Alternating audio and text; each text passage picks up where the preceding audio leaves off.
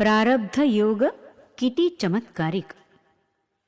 नंतर अशी एक गोष्ट घडून आली की तिच्यावरून तुकोबांचा पारमार्थिक अधिकार किती मोठा होता याची कल्पना येते.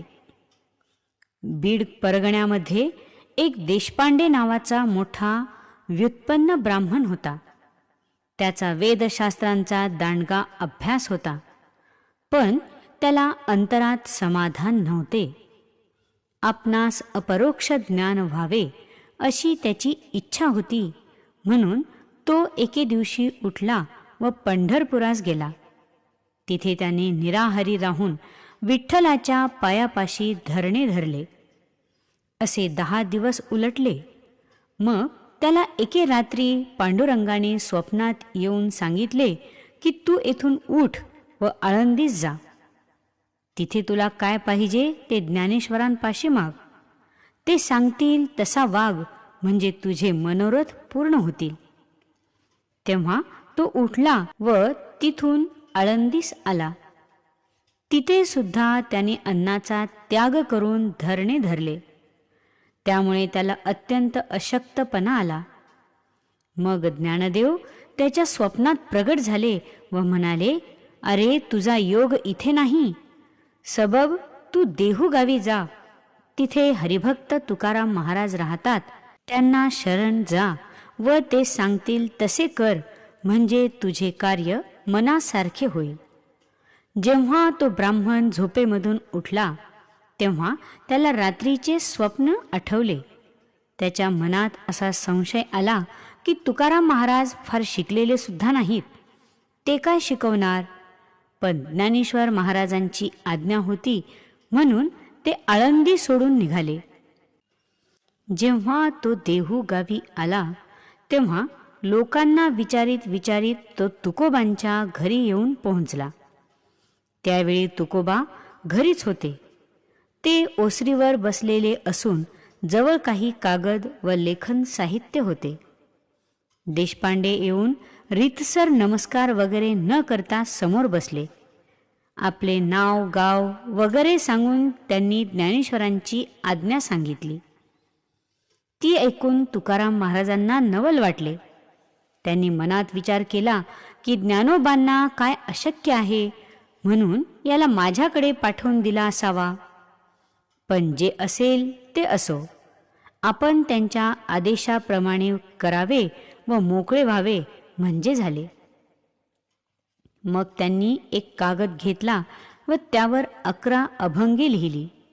जवळच असलेला एक नारळ घेतला व तो कागद आणि नारळ असे त्याच्या हाती देऊन म्हणाले की अहो, तुम्ही हा नारळ फोडून खा आणि हे अभंग पाठ करा, म्हणजे पुरे.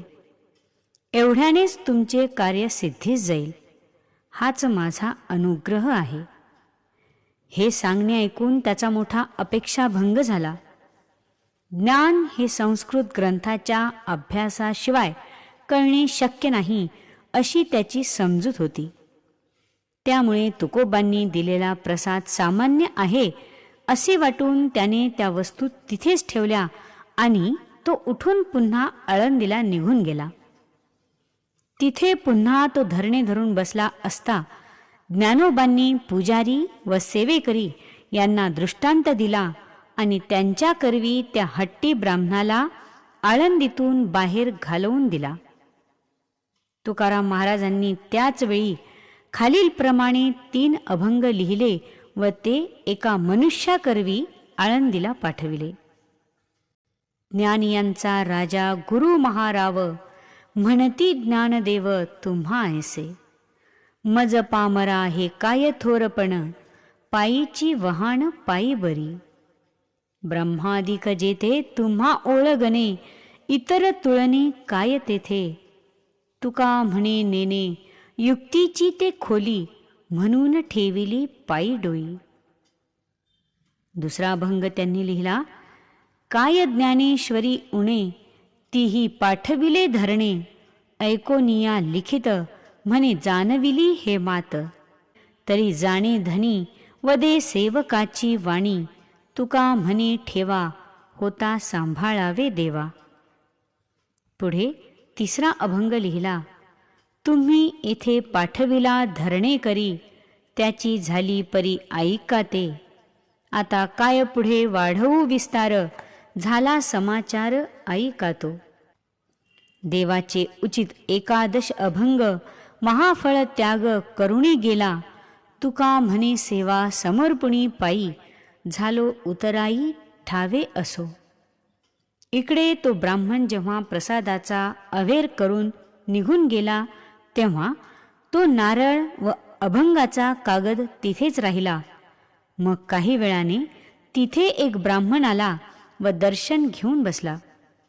तो ब्राह्मण होता खरा, पण शास्त्रे पुराणे अगर वेद काहीच वाचले नव्हते. त्यामुळे एका सावकाराकडे वरकड काम करून राहत असे. तुकाराम महाराजांनी तो नारळ त्याला देऊन खाण्यास सांगितले. तसाच तो अभंगाचा कागद दिला आणि ते अभंग तोंडपाठ कर असे सांगितले. तोही आज्ञा मान्य करून कागद घेऊन गेला. तेवढ्यानेच तो ब्राह्मण पुढे वेदशास्त्र संपन्न होऊन मोठमोठ्या शास्त्री पंडितांबरोबर वेदार्थावर चर्चा करू लागला. हे अघटित पाहून सर्वांनाच मोठे आश्चर्य वाटले. हळूहळू तुकाराम महाराजांची कीर्ती दूर दूरपर्यंत पसरत चालली. एकदा जवळच्या लोह गावातील काही लोकांनी येऊन तुकोबांना विनंती केली की काही दिवसांपर्यंत लोहगावी येऊन राहावे आणि हरिकीर्तनाचा लाभ द्यावा. तेव्हा अवश्य असे म्हणून ते गावकऱ्यांबरोबर लोहगावी गेले. तिथे रोज हरिकीर्तन भजन यांचा मोठा थाट होऊ लागला. रोजच भंडारा होत असे व अनेक लोक भोजन करून तृप्त होत असत. असा प्रकार महिनाभर चालला होता. त्याचवेळी एका म्हाताऱ्या गरीब व निराधार स्त्रीने येऊन तुकोबांना विनंती केली की एकदा त्यांनी तिच्या झोपडीत येऊन भोजन करावे. तुकाराम महाराजांनी ती गोष्ट मान्य केली. त्या बाईने एका वाड्याच्या भिंतीच्या आधाराने आपले खोपट उभारले होते. 1-2 दिवसातच एवढा पाऊस झाला की भिंत जरा कलंडली. तेव्हा भीती वाटून तिने ती गोष्ट येऊन तुकाराम महाराजांना सांगितली. त्यावर ते म्हणाले, माये तू अगदी निश्चिंत राहा, मी जेवल्याशिवाय काही भिंत पडणार नाही. त्यावर विश्वासून ती घरी गेली. मग 4-1 दिवसांनी ती आली व तुकाराम महाराजांना घरी भोजनासाठी घेऊन गेली. त्यांच्याबरोबर 4 लोकही होते. सर्वांची जेवणे आटोपल्यावर त्यांनी तिलाही जेवून घेण्यास सांगितले. तिचे जेवण झाल्यानंतर तुकाराम महाराजांनी लोकांना सांगून घरातले सर्व सामान बाहेर आणविले. त्यानंतर लगेचच ती भिंत कोसळली. तुकोबांनी गावकऱ्यांना सांगून तिची दुसऱ्या जागी सोय लावून दिली व रात्री तिथेच कीर्तन केले. अशा प्रकारे लोहगावकरांचा 1 महिना मोठ्या आनंदात गेला. मग सर्वांचा निरोप घेऊन तुकाराम महाराज गावी परतले. धन्यवाद.